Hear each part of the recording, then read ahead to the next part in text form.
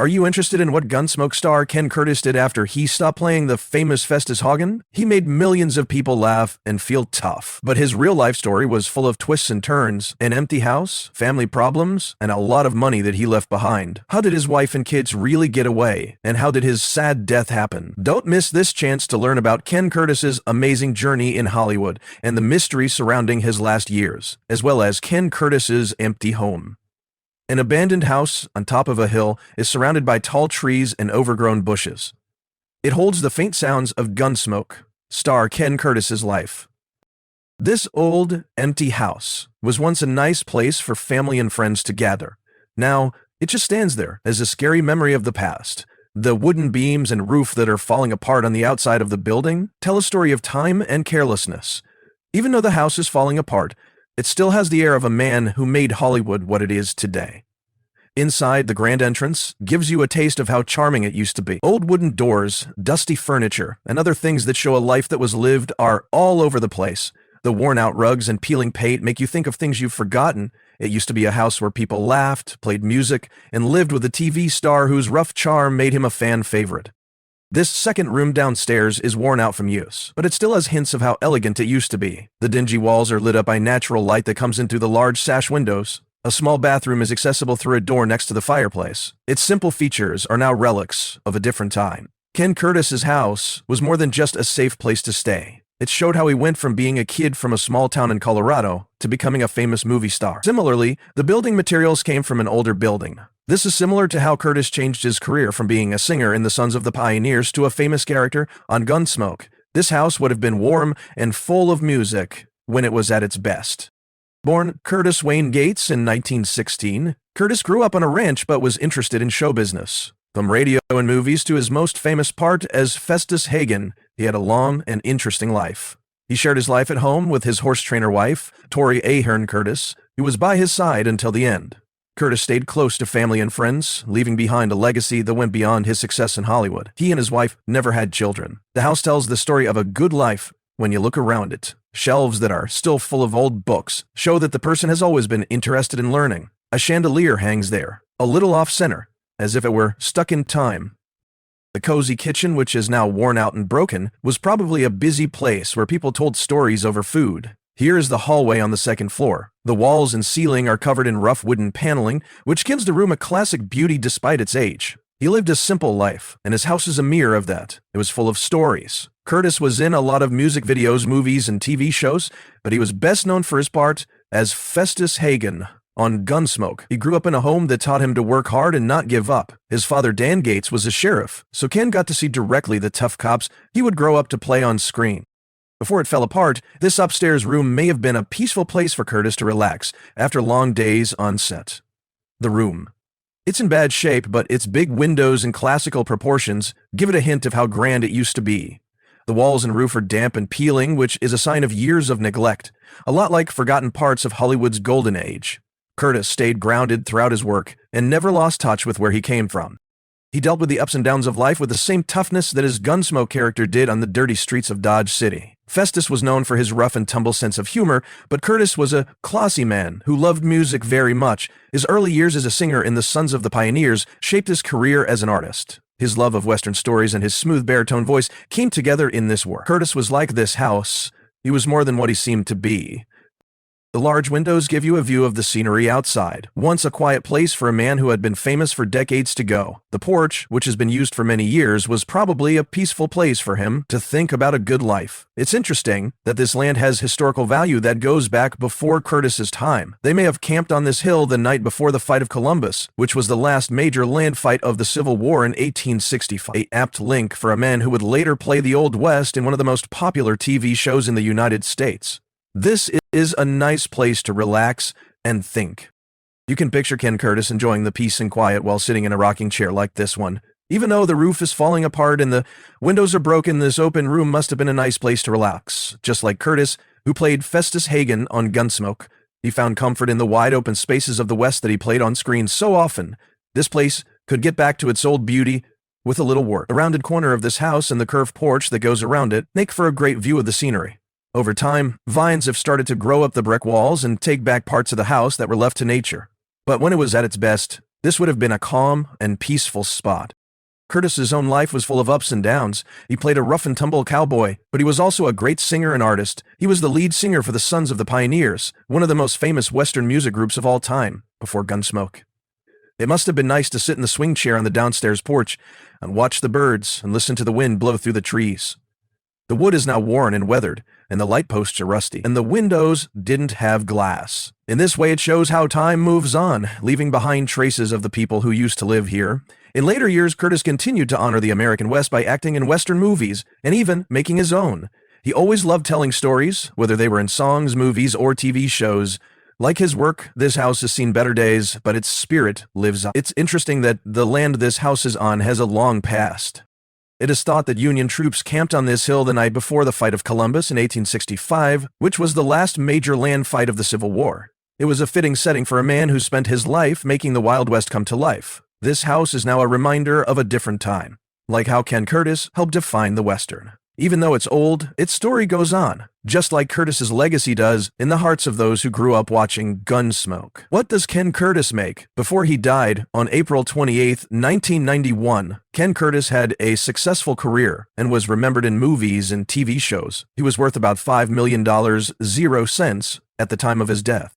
He became wealthy by playing, singing, and producing. His long-running role as Festus Hagen on Gunsmoke from 1959 to 1975 was a big part of that. He had a steady income from the famous show for 16 years, and he also made many guest turns on other popular TV shows and had parts in both Western and non-Western movies. Curtis was not only an actor, but also a producer, which gave him even more power in the business. Also, in 1987, he was very important in making Gunsmoke's 20th reunion TV movie come to life. He also worked on other Western movies. His ability to balance work behind the scenes with work on screen made him become a big star and make a lot of money. Which star from Gunsmoke had the most money? Gunsmoke was a classic Western TV show with James Arness, Amanda Blake, Milburn Stone, Dennis Weaver, Burt Reynolds, Ken Curtis, and Buck Taylor as the key recurring cast. But their time on the show was different. When the show first aired in 1955, only Arness, Blake, Stone, and Weaver were in the original group. At the time of his death in 2006, Dennis Weaver had the most money of all the group. Celebrity Net Worth said he was worth $16 million, 0 cents, even though he quit Gunsmoke after season 9 to look for other acting jobs besides his part as Chester Good. James Arness, who plays the lead role in the show, came in second. In all 20 seasons, he played Marshal Matt Dillon. When he died in 2011, Celebrity Net Worth said that he was worth $8 million, 0 cents. Arness came back for 5 made-for-TV Gunsmoke movies after the show finished. Ken Curtis, who played Festus Hagen, and Buck Taylor, who played Newly O'Brien, were tied for the next highest net worth. This added to the show's reputation. According to Star Net Worth, both had a net worth of $5 million, 0 cents. Curtis had it when he died in 1991, and Taylor has had it more recently. When he died in 2018, Burt Reynolds, who played Quint Asper from seasons 8 to 10, was thought to have been worth $3 million, 0 cents. At the same time, Milburn Stone, who played Doc Adams with Arness for all 20 seasons, was worth $600,000, 0 cents when he died in 1980. Taking inflation into account, that amount would be about $2,100,000, 0 cents today. Amanda Blake, who was better known as Miss Kitty, died in 1989 with an estimated net worth of $500,000, 0 cents. That's about $1,200,000, 0 cents in today's money. Ken Curtis is best known for his part as Festus Hagen on Gunsmoke. Festus is a dirty, rude, but likable deputy. He started on the show in 1964, taking over for Chester Good, played by Dennis Weaver. Festus worked for Marshal Matt Dillon longer than any of his other 4 deputies, 11 seasons and 304 episodes. Curtis got the idea for Festus from a real person from his childhood in Los Animas, Colorado, Frederick Munden, better known as Cedar Jack. Munden lived about 15 miles outside of town and cut cedar fence posts for a job. He was known for going on drinking binges that got him into the local jail that Curtis's father ran all the time. Curtis took a lot of Festus Fabbits and thick country twang from Cedar Jack, even though the accent he used on Gunsmoke was very different from the way he normally spoke. Curtis lived up to his Western image when he wasn't on the show. He went all over the country doing Western-themed stage shows, rodeos, and fairs while Gunsmoke was on the air and for years after it left. He was also involved in politics. In 1976, when Reagan was running against President Gerald Ford for the Republican ticket, he went on the campaign trail for Reagan. After Gunsmoke, Curtis continued to work in TV shows. In an interesting turn of events, he played a retired police officer on Carol O'Connor's show In the Heat of the Night as a guest star. Since O'Connor had been a guest star on Gunsmoke before, Curtis also did the voice of Nutsy the Vulture in Disney's 1973 cartoon classic Robin Hood. In the 1980s, he returned to TV in The Yellow Rose, a short-lived Western thriller in which he shared many scenes with Noah Beery Jr., an experienced actor. They kept in touch with each other in different ways. Gunsmoke stars never let their pride get in the way of their work, even when they were big stars. Unlike many TV shows with a lot of drama behind the scenes, the group kept a close, family-like bond that lasted for years. At one point, a director wanted to make a Gunsmoke retrospective because of how close they became. It was supposed to happen, but schedule problems kept it from happening. People from the original cast kept in touch with each other after the show stopped. James Arness was known for being private, so he stayed out of the press and kept his personal life separate from the show's publicity. But that didn't stop him from getting back in touch with his old co-stars from time to time. Ken Curtis spent a lot of time in jail with notable criminals before he played Festus Hagen. People all over the world know Ken Curtis for playing Festus Hagen on Gunsmoke. He didn't know it at the time, but his childhood would help shape the part that made him famous. Many years before he set foot in the made-up town of Dodge City, Curtis worked as a young man in a real jail, where he met famous criminals. Curtis played Festus for the first time on Gunsmoke in Season 8. Episode 13 is called Us Hagens. He was presented as a rough-and-tumble man who wanted to get back at his uncle for killing his brother. But U.S. Marshal Matt Dillon, James Arness, led him in a different direction, and the two became close friends over time. Curtis kept playing Festus for the rest of the 20 seasons of the show, getting a regular role on the show after Dennis Weaver, who played Chester Good, quit to work on other things. Festus stepped in and made the show more interesting, becoming a fan favorite in the process. After being asked by Bet Rogue for the University of Dayton's YouTube page, Curtis said that he had grown up in a jail. If you asked him about it, he would happily say, "You bet. Betty, yes, it did." Curtis's father was the sheriff of Baca County, Colorado, and he worked as a turnkey from a young age to help keep the prisoners in line. He found it exciting at first, but after a while it became just another part of his life. His dad's job was just a way for him to make money, especially during the hard times of the Great Depression. On the other hand, some of the worst criminals of the time were locked up there. Curtis remembered that when he was a child, Bonnie and Clyde and Babyface Nelson were famous outlaws. In fact, members of the Flegel gang, who were responsible for one of the most famous bank thefts in Western history, were being held in his father's jail. Festus became Marshal Dillon's loyal partner, but Curtis learned about law and order before Festus did. He helped feed the prisoners in his father's jail last few years. An entry into the Western Performers Hall of Fame was given to Ken Curtis by the National Cowboy and Western Heritage Museum in Oklahoma City in 1981. His last job as an actor was as the old cattle rancher Seaborn Tay in the 1991 TV show Conager, which was based on the book by Louis L'Amour of the same name. Sam Elliott played the lead part in the movie, and Buck Taylor, who played Newly O'Brien on Curtis's long-running TV show Gunsmoke, played a bad guy. Dub Taylor, Buck Taylor's dad, also played a small part in the show. Curtis married Tori Connolly in 1966, and they stayed together until he died in 1991. 2 children were born to him through the marriage. Today, there is a statue of Curtis outside the Educational Employees Credit Union at 430 Pulaski Avenue in Clovis, California. It shows him as his favorite Gunsmoke character, Festus Hagen. At the end of his life, Curtis moved to Clovis. On a political level, he was a Republican who openly backed Barry Goldwater for president in 1964. The late Ken Curtis had a heart attack and died in his sleep on April 28, 1991, in Fresno, California. He was cremated, and his ashes were spread out over the flatlands of Colorado. This was a fitting respect to the wide-open spaces he had known since he was a child.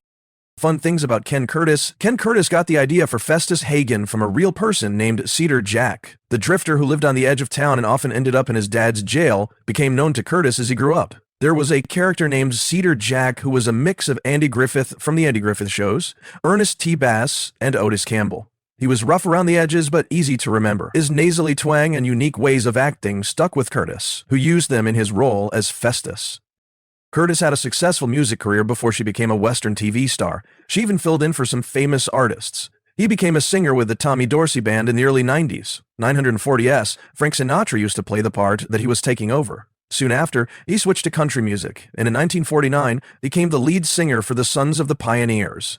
Curtis got his name by singing on hits like Room Full of Roses. The band had already helped Roy Rogers get famous. Curtis also had close ties to important people in Hollywood. They were married from 1952 to 1964. Barbara Ford was his wife. She was the daughter of famous director John Ford.